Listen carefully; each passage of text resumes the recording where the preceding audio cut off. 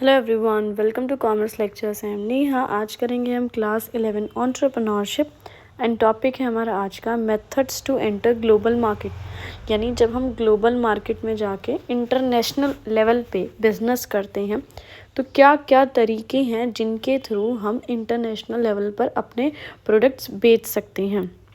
सबसे पहला तरीका है आपका इनडायरेक्ट एक्सपोर्ट। क्या होता है इसमें? In this, company sells its products to a domestic company or intermediary who then resells those products in foreign market. यहाँ पे सपोज एक कंपनी है, वो अपने प्रोडक्ट्स डायरेक्टली फॉरेन मार्केट में नहीं बेचती है, बल्कि क्या करती है, अपने जितने भी प्रोडक्ट्स होते हैं वो अपनी डोमेस्टिक यानी अपने ही देश में किसी कंपनी को बेच देगी, या बीच में किसी एजेंट को, डिस्ट्रीब्यूटर या इंटरमीडियरी को सारे प्रोडक्ट्स बेच देगी। और वो जो इंटरमीडियरी होगा यानी बीच का जो बंदा होगा वो सारे प्रोडक्ट्स जाके फॉरेन मार्केट में यानी दूसरे देश में बेचेगा। तो डायरेक्ट हम नहीं बेचेंगे, हम पहले किसी और को बेचेंगे और वो बीच का आदमी जाके बाहर फॉरेन मार्केट में हमारे प्रोडक्ट्स बेचेगा। It is very flexible because export operations can be terminated quickly. ये बहुत ज़्यादा फ्लेक्सिबल है क्योंकि इसको स्टार्ट करना भी आसान है, क्योंकि बीच में सिर्फ हमें कोई ऐसा इंटरमीडियरी चाहिए जो हमारे प्रोडक्ट जो है बाहर जाके बेच दे। और इसको बंद करना भी बहुत आसान है। इसको बंद करना कैसे आसान है? इसको तुरंत बंद कर सकते हैं, क्योंकि हम क्या करेंगे, जो अपने प्रोडक्ट्स है बस उस इंटरमीडियरी को बेचना बंद कर देंगे, बात ख़त्म, यहीं पे ये प्रोसेस एंड हो जाएगा। A firm which has lack of capital structure and knowledge about foreign market can also go global through indirect export. अगर सपोज कोई भी फर्म है, उसके पास अच्छा कैपिटल स्ट्रक्चर नहीं है, यानी कैपिटल पैसों की कमी है, या उसके पास कोई फॉरेन मार्केट की नॉलेज नहीं है, एक्सपोर्ट से रिलेटेड कोई भी नॉलेज नहीं है, वो भी ग्लोबल जा सकता है, यानी अपने प्रोडक्ट्स को बाहर के देशों में बेच सकता है इनडायरेक्ट एक्सपोर्ट के थ्रू। क्योंकि उसे सिर्फ बीच में एक इंटरमीडियरी बीच का बंदा पकड़ना है, सारा काम वो बंदा खुद ही कर लेगा, आपको तो सिर्फ अपने प्रोडक्ट उसको बेचने हैं। नेक्स्ट चीज़ इज़ डायरेक्ट एक्सपोर्ट। क्या चीज़ होती है? In direct export of business sells its products directly to a customer और distributor in a foreign market without using an intermediary. अब डायरेक्ट एक्सपोर्ट में क्या होता है, आप अपने प्रोडक्ट्स डायरेक्टली अपने कस्टमर को ही बेचते हो। यहाँ पे आप इंटरमीडियरी नहीं रखते हो बीच में, आप डायरेक्टली फॉरेन मार्केट में जाके अपने प्रोडक्ट्स बेचते हो। फॉरेन मार्केट में आप चाहे वहाँ किसी और कंपनी को बेचो, चाहे डायरेक्ट कस्टमर को बेचो, चाहे बीच में कोई इंटरमीडियरी हो उसको बेचो, बट मेन चीज़ ये है, यहाँ आप प्रोडक्ट खुद फॉरेन मार्केट में बेच रहे हो, बीच में कोई भी इंटरमीडियरी अपॉइंट नहीं कर रहे हो, बीच में कोई थर्ड पर्सन नहीं ले रहे हो। Through this strategy, firm can have complete control over their operations. अब भाई इससे क्या होता है, पूरा कंट्रोल हमारे हाथ में हो जाता है, क्योंकि हमारी मर्जी है कब, कैसे, कितने रेट में, कहाँ, कब, कौन सी देश में बेचना है, इसमें नहीं बेचना, सब कुछ डिसीजन हमारा है। Business can engage in direct exporting in number of ways. अब कोई भी बिजनेस है, उसको डायरेक्ट एक्सपोर्ट अगर स्टार्ट करना है तो बहुत सारे उसके तरीके हैं। जैसे कोई वेबसाइट के थ्रू हम ऑनलाइन कुछ इंटरनेट पे वेबसाइट बना लें और लोग उस वेबसाइट को विज़िट करेंगे और अपने प्रोडक्ट्स जो है हमारे वहीं से ख़रीद लेंगे। या फिर participate in marketing events. Marketing events होते हैं, उसमें जाके हम अपने प्रोडक्ट्स डिस्प्ले करेंगे और बाहर के देश के लोग आएंगे, हमारे प्रोडक्ट देखेंगे और ख़रीदेंगे। या फिर making direct contact with importers. Importers का मतलब जो लोग बाहर दूसरे देश में बैठे हैं और हमारे प्रोडक्ट ख़रीदने में इंटरेस्टेड हैं, उनसे डायरेक्टली हम पर्सनली बात करेंगे। नेक्स्ट चीज़ है आपकी licensing. In this a licensor licenses a foreign company to use a manufacturing process, trademark, patent और trade secret for a fair royalty. अब यहाँ पे क्या होता है, एक बंदा होता है लाइसेंसर। लाइसेंसर यानी जिसकी खुद की जो कंपनी है, वो फॉरेन की किसी भी कंपनी में जाएगा और उनको एक लाइसेंस दे देगा कि भाई जो भी प्रोडक्ट मैं बना रहा हूँ वही मैन्युफैक्चरिंग प्रोसेस, सेम ऐसा प्रोसेस यूज़ करके तुम मेरे जैसा प्रोडक्ट बनाओ, या मेरा ट्रेडमार्क यूज़ करो, मेरे पेटेंट्स यूज़ करो, मेरे ट्रेड सीक्रेट यूज़ करो।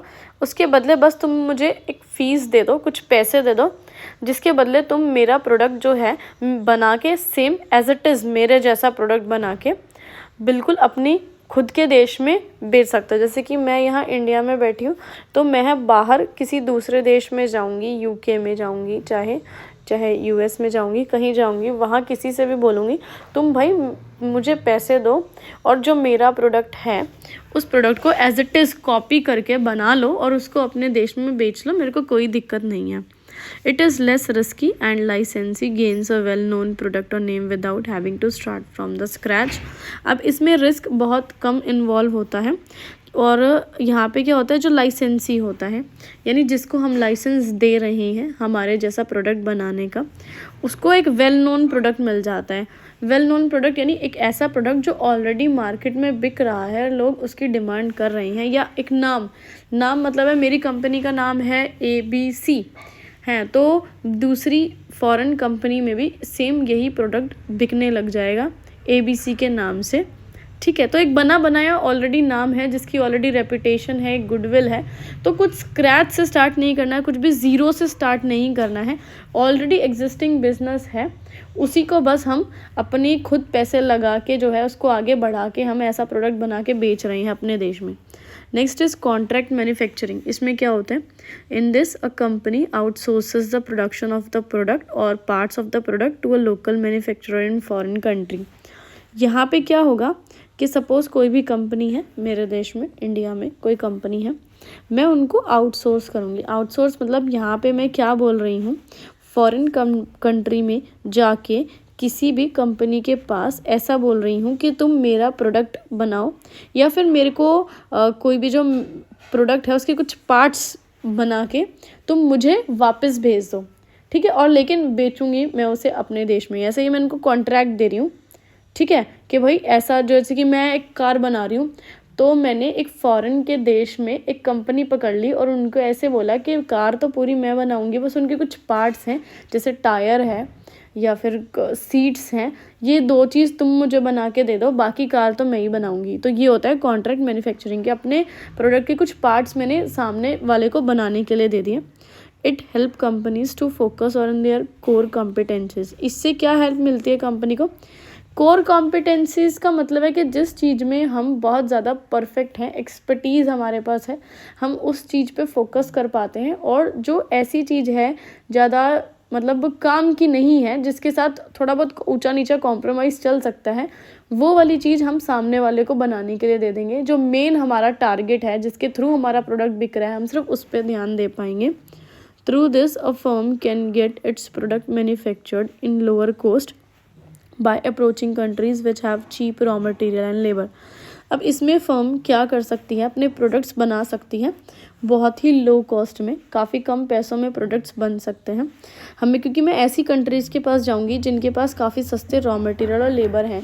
जैसे कि US है, वहाँ पे लेबर इतनी सस्ती नहीं है, रॉ मटेरियल इतना सस्ता नहीं है, तो US की कोई कंपनी मेरे देश में आएगी और ऐसा बोलेगी कि तुम अपनी लेबर यूज़ करके, अपना रॉ मटेरियल यूज़ करके मुझे प्रोडक्ट बना के दो। ठीक है, यहाँ पे ऐसा सब सीन चल रहा है। Next is joint venture. क्या चीज़ है, it is a temporary partnership between 2 और more firms to undertake jointly to achieve a common goal. ये एक टेम्पररी पार्टनरशिप है, यानी परमानेंट नहीं है, लंबे समय तक चलने वाली नहीं है। 2 या 2 से ज़्यादा फर्म्स मिलके काम करती हैं एक साथ, कोई भी कॉमन गोल या कोई भी स्पेसिफिक काम के लिए 2 फर्म्स या 3 फर्म्स आपस में जुड़ जाती हैं और ऐसा बोलती हैं चलो मिलके इस प्रोजेक्ट को पूरा करते हैं, वो होता है जॉइंट वेंचर। तो venture generally comes to an end once those purposes are met. और ये वेंचर तुरंत तभी ख़त्म हो जाता है जब वो पर्पज़ अपना पूरा हो जाता है। पर्पज़ यानी जो भी पर्टिकुलर काम के लिए, जैसे कि एक बिल्डिंग बनाने के लिए हमने वेंचर बनाया 2 कंपनीज़ ने मिलके, तो जब वो बिल्डिंग पूरी बन जाएगी, कंप्लीट हो जाएगी, तो वो वेंचर भी ख़त्म हो जाएगा। द को वेंचर्स या parties participate in the operations of business या प्रॉफिट्स और losses in an agreed ratio. को वेंचर्स का मतलब है यानी जो दोनों पार्टीज़ हैं, ये जो 2 फर्म्स हैं जिन्होंने मिलके एग्रीमेंट किया था साथ काम करने का, वो हर एक काम में पार्टिसिपेट करेगी, दोनों ही मिलके काम करेंगी, दोनों ही प्रॉफिट्स एंड लॉसेस शेयर करेंगी। एग्रीड रेशियो का मतलब है स्टार्टिंग में जो एग्रीमेंट हुआ था उसमें जो रेशियो डिसाइड हुई थी कि कितना कितना प्रॉफिट जो है हम लोग शेयर करेंगे, वो आप शेयर करोगे प्रॉफिट मिलके। नेक्स्ट इज़ डायरेक्ट इन्वेस्टमेंट, और लास्ट पॉइंट है ये, also known as foreign direct investment भी कहा जाता है, इसे FDI भी कहा जाता है। In this an investor from one country invest in business और a company in another country. इसमें क्या होगा, एक इन्वेस्टर कोई भी पर्टिकुलर आदमी है, किसी भी पर्टिकुलर देश का है, वो दूसरे देश में जाके किसी और बिजनेस में, किसी कंपनी में पैसा इन्वेस्ट करेगा। जैसे कि मैं यहाँ बैठी हूँ, तो यहाँ बैठे बैठे मैं या फिर दूसरे देश में जा कर के, जैसे कि यूके में चले गए, यूएस में चले गए, वहाँ पे जाके उनके देश में मैंने पैसा इन्वेस्ट कर दिया किसी कंपनी में, तो ये एक चीज़ हो रही है। It can be done in following veg, कैसे हो सकती है ये? By opening a business in another country. आप क्या करें, दूसरे कंट्री में जा रहे हैं, वहाँ जाके नया बिजनेस या कोई नई कंपनी खोल रहे हैं, ठीक है, अपने देश की कंपनी दूसरों के देश में जाके स्टार्ट कर रहे हैं। Acquiring control of an existing business in another country, या फिर दूसरे कंट्री में कोई बिजनेस है, ऑलरेडी एग्जिस्टिंग बिजनेस है। एग्जिस्टिंग बिजनेस का मतलब होता है जो ऑलरेडी चलता आ रहा है, उसका कंट्रोल आप अपने हाथ में ले लेंगे। जैसे कि आप बाहर किसी देश में गए, वहाँ पे ABC नाम की कंपनी थी, घाटे में जा रही थी, आप उस कंट्री में गए, आपने बोला ये कंपनी तुम मेरे को बेच दो, अब इस कंपनी को मैं संभालूंगा। तो ऑलरेडी वो कंपनी चल रही है उधर, लेकिन उन्होंने सारा कंट्रोल आपके हाथ में दे दिया क्योंकि आपने उनको उसके बदले पैसे दिए थे। तो इस तरीके से भी फॉरेन डायरेक्ट इन्वेस्टमेंट होता है। तो वीडियो खत्म।